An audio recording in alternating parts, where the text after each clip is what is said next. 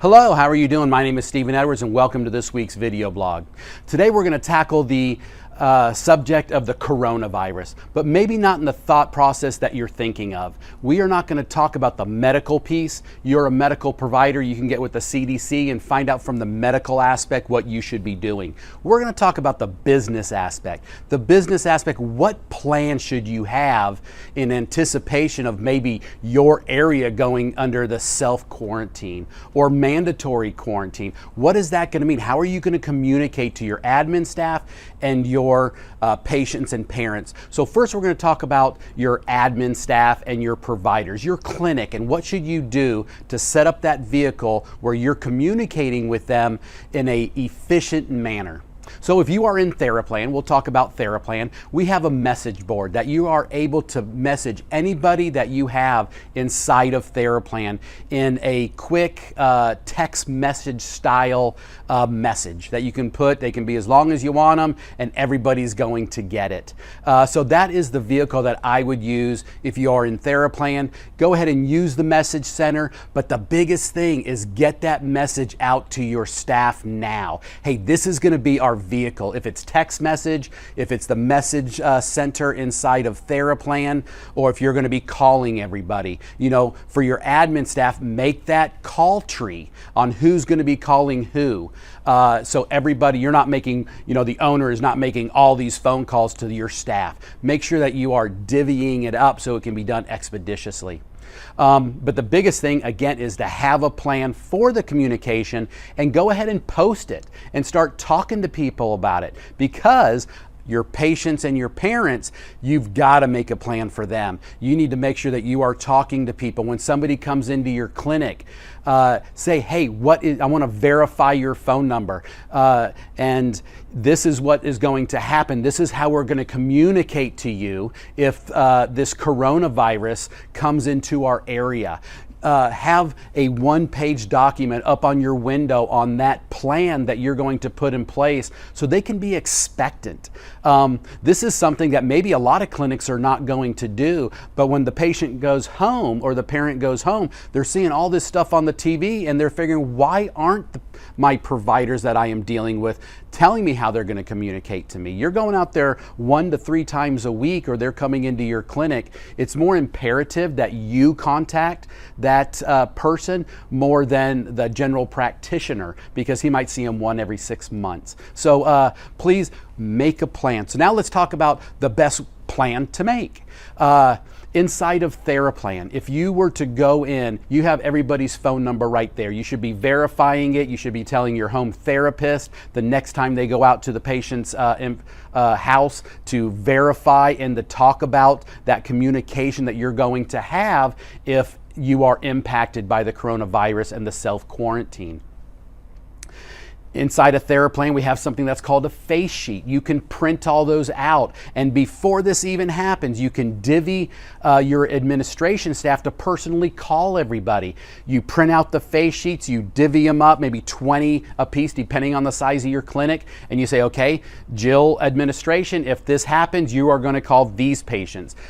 Susan, you're going to call these patients. That way you have a plan and process where it's not overbearing. Another thing that your clinic and your admin staff should be doing now, asking everybody that comes in your clinic, or when a provider goes out to somebody's home, have you liked our clinic on Facebook yet? I know that many of you have a presence on Facebook, so that's a great vehicle to communicate to your patients and parents. Hey, the clinic is going to be closed today, and put that on Facebook. Now, it can't be the only vehicle just because not everybody uses Facebook. But it can be a supplement to start to get that message out. And then you either call or you text message your providers. Now, Theraplan has text messaging in there. If you would want to use that as a vehicle, call our support staff. We'll tell you how to set it up. You can opt everybody into getting a text message, and it will send out a text message to everybody. Instead of asking them to confirm their appointment, it can say that you are closed. Now, one of the major things when you close your clinic that impacts your clinic revenue, it impacts your personal revenue, it impacts your providers, and obviously it impacts your patients. So you want to open, you got to think about the closure, but also opening back up and that communication piece to get everybody in the know that, hey, we are now open. We are now coming out to your home to provide those services.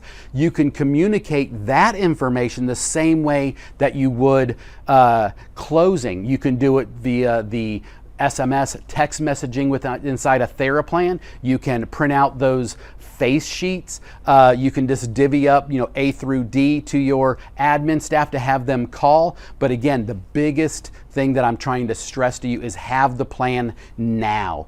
Pray that you don't have to use it, but have the plan now. It's actually a HIPAA requirement that you have a disaster plan and then a business resumption. So let's take a little exercise over the next couple weeks to put that plan into place, hoping that you don't have to use it, but if you do, you have it. And everybody, being your admin staff, your providers, along with your patients and parents, are in the know on how you're going to communicate to them. And then you adhere to the local authorities and you follow their lead on what you're actually going to do. So now EEP. EEP can be impacted by this just like anybody that is watching this video. We have a plan. I can tell you that your billing will get done.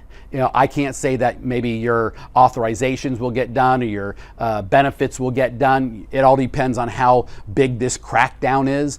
But I have the ability to physically take our computers and server and go to another place, potentially my employees' homes, reconnect those computers, and they would be able to work just like they were at inside of our office here at EEP.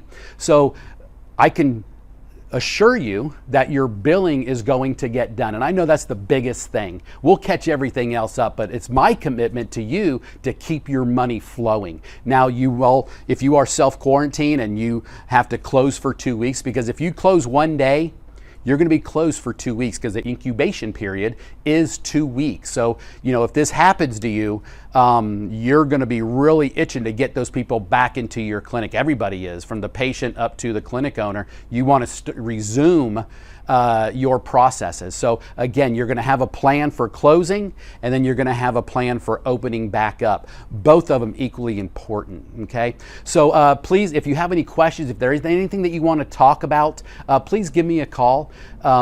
This hopefully will spur those conversations with your admin team and your providers to make a plan. Start posting it now.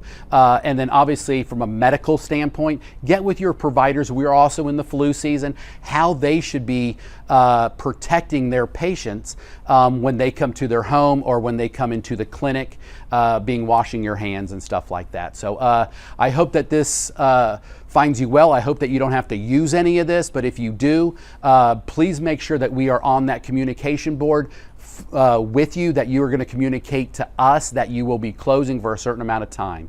So have a great day, and thank you for watching this week's video blog.